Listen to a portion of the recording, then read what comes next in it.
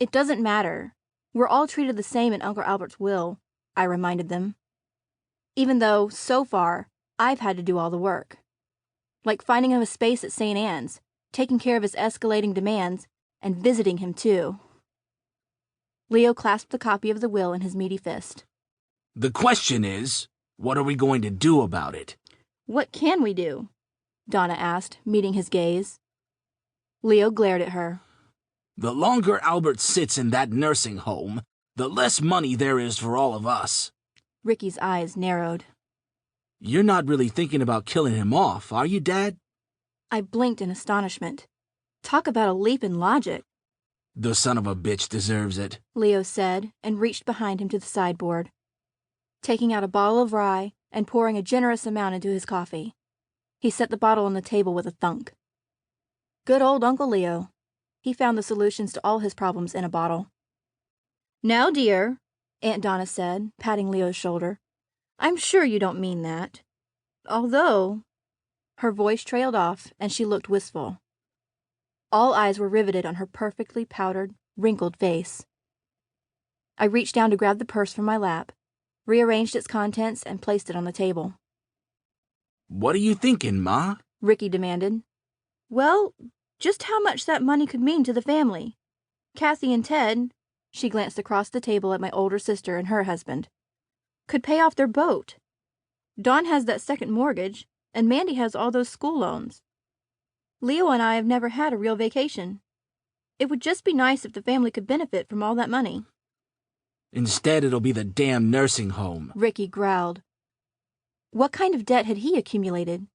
Maybe the Harley, the Lexus, and the clothes that never said off the rack. We don't know that for sure. Once his hip heals, he could be home in a couple of months, I said. His mind's still as sharp as a tack.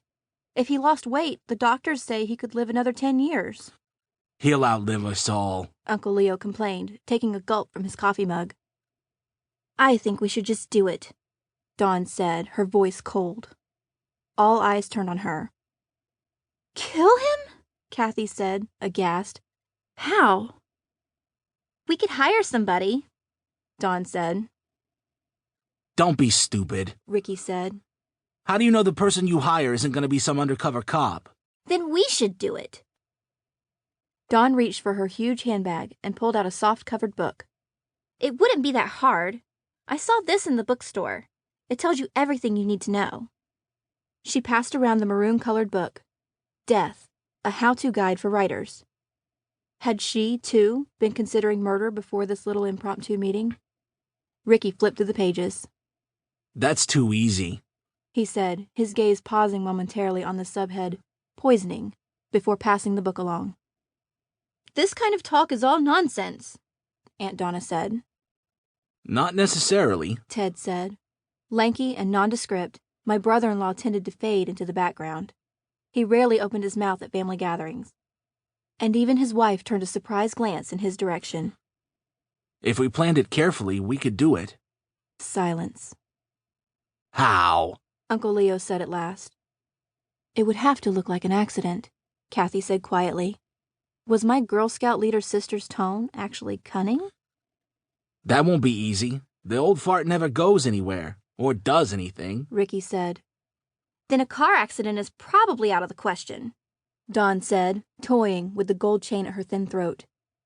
The bathroom is the most dangerous place in the home, Donna offered. This is crazy, I said. You can't be serious. Hush up, Mandy. You'll get your share, Kathy said. Ted's an electrician. He could do something to the wiring, Dawn suggested. Sure, water and electricity don't mix. Fry the old bastard, Ricky said, warming to the idea. Ted looked thoughtful. It's possible. I'll bet the wiring in Albert's decrepit old house isn't even up to code. It's all settled then, Leo said, a note of triumph in his voice, and uncapped the rye bottle once more, offering it around the table. Everyone raised their cups in salute. Everyone but me. They were crazy.